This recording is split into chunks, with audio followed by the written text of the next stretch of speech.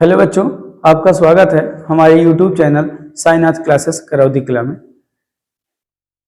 चलिए, एक महत्वपूर्ण प्रश्नों की सीरीज जो चल रही थी, इसका ये अगला क्वेश्चन प्रश्न संख्या 12 है। सिद्ध कीजिए 1 + sec a upon sec a बराबर sin स्क्वायर a बटे 1 - cos a। तो हमें क्या करना है कि इस पक्ष को इस पक्ष के बराबर करना है, या दोनों तरफ से आप सॉल्व करिए, दोनों पक्ष को क्या करिए, बराबर करिए। यही हमें क्या करना है, इस सवाल में करना है। यह पिछले वर्ष 2025 में यह क्वेश्चन 2 नंबर का पूछा गया है। तो चलिए हम इसे सॉल्व करते हैं। तो 1 प्लस, देखिए sec a है, तो sec a को आप क्या लिख सकते हो, 1 अपान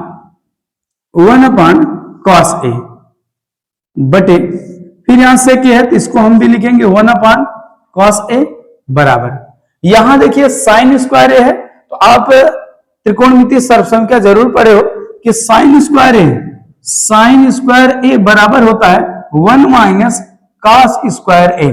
तो हम sin स्क्वायर a के स्थान पे क्या रखते हैं, 1 - cos स्क्वायर a। तो जहां पे sin स्क्वायर a है वहां पे 1 - cos स्क्वायर a हमने लिख दिया, बटे देखिए 1 - cos a। यहां तक तो आपको समझ में आ रहा है। तो आगे चलते हैं, देखिए cos का यहां गुणा करेंगे तो क्या हो जाएगा, cos a + 1 बटे, नीचे क्या है, cos का गुणा यहां किया तो cos a + 1 बटे कितना आ जाएगा, cos a, और यहां नीचे कितना है, 1 अपान cos है, तो उल्टा होके कहां चला जाएगा, cos a ऊपर हो गया और 1 कहां हो गया, नीचे, बराबर। ध्यान दीजिए, यहां देखिए 1 - cos स्क्वायर a लिखा है, तो हम यहां देखिए, यहां लिखे sin स्क्वायर a बराबर 1 - cos स्क्वायर है, तो हम इसको ऐसे भी लिख सकते हैं, sin स्क्वायर a बराबर 1 का स्क्वायर हम लगा सकते हैं, क्योंकि 1 का स्क्वायर क्या होता है, 1 ही होता है, तो इसमें कोई परिवर्तन नहीं होगा, माइनस cos स्क्वायर a। तो इसके स्थान पे हम क्या लिखते हैं, 1 का square minus cos square a बटे 1 - cos a। यहां तक तो आपको समझ में आ ही रहा है।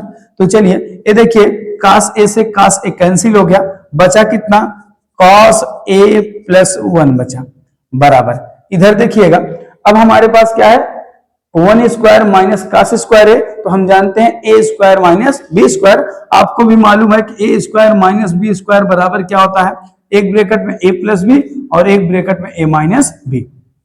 तो a के स्थान पे 1 है और b के स्थान पे क्या है, cos a है, तो हम इस फार्मूले से इसको तोड़ लेते हैं। तो कितना हो जाएगा, यहां देखिएगा, एक ब्रैकेट में होगा 1 + cos a और दूसरे ब्रैकेट में होगा 1 - cos a हो गया, ठीक है, बटे 1 - cos a हो गया, ठीक। तो यहां देखिए 1 जो cos a है, 1 - cos a से 1 - cos a कट गया, यहां आ गया cos a + 1 बराबर है। वो अगला क्वेश्चन है प्रश्न संख्या 14, समांतर श्रेणी यानी एपी, इसको हम इंग्लिश में अर्थमेटिक प्रोग्रेशन कहते हैं। एपी 10, 7, 4 डॉट डॉट डॉट का 20वां पद बताना है। तो हमें क्या बताना है, इस समांतर श्रेणी का 20वां पद। तो आपको मालूम है कि समांतर श्रेणी किसे कहते हैं, कि ऐसी श्रेणी जिसके दो पदों के बीच का अंतर या पदों के बीच का अंतर अगर बराबर है, तो उस श्रेणी को हम क्या कहते हैं, समांतर श्रेणी। तो यहां आप देख रहे हो कि 7 में से 10 को घटाओ तब भी -3 आएगा, 4 में से 7 को घटाए तब भी -3 आएगा, तो इसका मतलब ये समांतर श्रेणी है। और वैसे भी प्रश्न में दिया है कि क्या है, समांतर श्रेणी है। तो चलिए हम 20वां पद निकालते हैं। तो पहले हम क्या करते हैं, यहां से a का मान निकालते हैं, a मतलब प्रथम पद। तो प्रथम पद क्या है, a का मान आपका 10 है, d का मान यहां से ज्ञात करते हैं, d हमें कहां से प्राप्त होगा, दूसरे पद में से पहले पद चाहे घटा लीजिए तब आपको d का मान आएगा, या तीसरे से दूसरे को, यानी एक पद से उसके पहले वाले पद को घटाने से हमें क्या होगा, d का मान, d को सर्वांतर कहते हैं। तो यहां 7 - 10 यानी बराबर हमें कितना आया, -3 आ गया। अब हमें क्या ज्ञात करना है, 20वां पद। देखिए आप जानते हो कि समांतर श्रेणी का श्रेणी का यनवां पद बराबर क्या होता है, a + n - 1 × d। ये समांतर श्रेणी का क्या है, यनवां पद है, ठीक है। लेकिन यहां पे हमें यनवां पद नहीं ज्ञात करना है, 20वां पद यानी n का मान कितना है, तो n बराबर हम यहां लिख दे रहे हैं, n बराबर कितना दिया है, 20।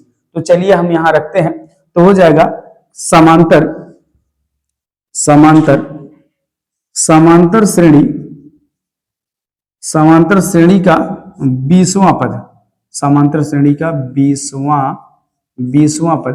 तो देखिएगा 20वां पद तो क्या हो जाएगा, ए का मान आप देख रहे हो कितना है 10 है, और प्लस एन का मान कितना है 20 है, 20 माइनस 1, और डी का मान कितना है -3 है, तो गुणे -3 कर लेते हैं। इसे सॉल्व करेंगे तो 10 प्लस, देखिए 20 में से 1 जाएगा, कितना आ जाएगा 19, 19 गुणे -3 तो कितना हो जाएगा बराबर 10। देखिए 19 का 3 में करेंगे तो 19 गुणे 3 करने पर 57 आपको प्राप्त होता है, तो -57 आ जाएगा। ठीक है, कितना आ जाएगा आपको 57। अब यहां से हम घटा लेते हैं, देखिए -57 है प्लस 10 है तो -47, ये हमारा क्या हो जाएगा आंसर। तो यह भी जो है पेपर में 1 नंबर का क्वेश्चन पूछा जाता है। तो चलते हैं हम अपने अगले क्वेश्चन पे। अगला क्वेश्चन है प्रश्न संख्या 15, उस बिंदु के निर्देशांक ज्ञात कीजिए जो बिंदुओं 4, तथा 8, को जोड़ने वाले रेखाखंड को 3:1 के अनुपात में विभाजित करता है। यह सवाल जो है पेपर में पूछा गया है। तो चलिए हम इसे क्या करते हैं, सॉल्व करते हैं। इन्होंने कहा कि बिंदुओं 4, और 8, को एक बिंदु है जिसका निर्देशांक हमें बताना है, उसको 3:1 के अनुपात में बांट रहा है। तो चलिए हम इसको थोड़ा सा ये पॉइंट मान लेते हैं, कौन सा 4, -3, ठीक है, और एक बिंदु यहां पे है 8, 5 है, ठीक है। अब इसको हम यहां से मिलाते हैं, तो यह जो है बिंदुओं को जोड़ने वाला रेखाखंड हो गया। इसको एक बिंदु है, मान लेते हैं कि यही बिंदु है, इस बिंदु का निर्देशांक कितना x, y है, ठीक है। मान लेते हैं बिंदु का निर्देशांक कितना x, y है। अब यही बिंदु जो है इस रेखाखंड को 3:1 के अनुपात में बांट रहा है, तो यानी यह भाग 3 मान लिए और यह भाग कितना है 1 है। तो इसी x और y का मान बताना है, तो यही हमारा क्या हो जाएगा बिंदु हो जाएगा, ठीक है। तो चलिए आपको भी मालूम है कि 2 बिंदुओं से निर्मित रेखा को विभाजित करने वाला फार्मूला आप जानते हो, जिसे हम कहते हैं अंतः विभाजन। तो उसी हमें क्या करना है, यहां लगाना है। तो हम पहले यहाँ पे कुछ मान दिया है उसको लिख लेते हैं। देखिए यह मान x1 है, y1, तो x1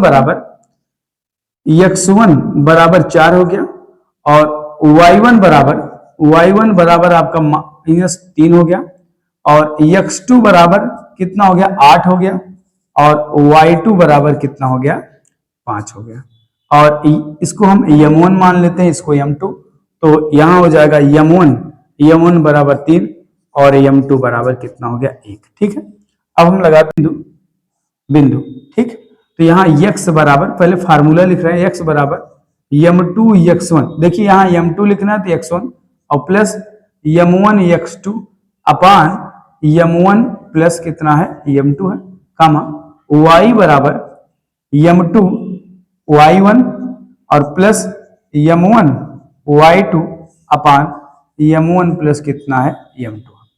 तो x बराबर, ध्यान से देखिएगा, m2 का मान हमारे पास कितना है 2 है, तो 2 हो गया, गुणे x1 का मान कितना है 4, और प्लस m1 का मान, सॉरी रुक जाइए, m2 का मान हमारे पास है 1, तो m2 का मान यहाँ 1 रखना है, और x1 का मान कितना है 4, तो x1 का मान हमने 4 रखा।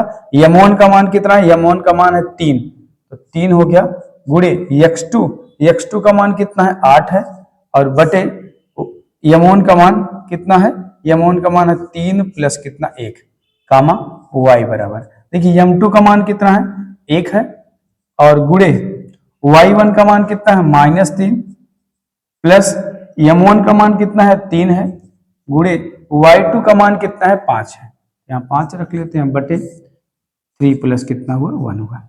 इसे सॉल्व करते हैं, x बराबर 4 का गुणा 1 करोगे तो 4 एकम 4, और प्लस 8 3 कितना हुआ 24, बटे 3 1 कितना हो गया 4, कामा y बराबर 3 एकम -3 प्लस 5 3 कितना हुआ 15, बटे कितना है 3 1 कितना हो गया 4 हो गया। अब x बराबर देखिए 24 4 कितना हुआ 28, 28 बटे 4 हो गया, कामा y बराबर कितना हो गया 12 बटे कितना हो जाएगा 4। आप भी जान रहे हो 15 में से 3 को हमें क्या करना है, घटा देना है। तो 15 में से 3 घटाएंगे तो हमें 12 प्राप्त होगा। अब थोड़ा सा हम इसे कैंसिल कर लेते हैं, सरल करते हैं। तो 4 7 28 ये 7 आ गया, कामा y बराबर 4 तिहाई 12 तो 3 आ गया। अब यहाँ नीचे हम लिखते हैं बिंदु, बिंदु कितना हो जाएगा 7,3, ये हमारा क्या हो गया आंसर हो गया। तो आज के लिए यहीं तक है, अगले वीडियो में हम मिलेंगे। धन्यवाद।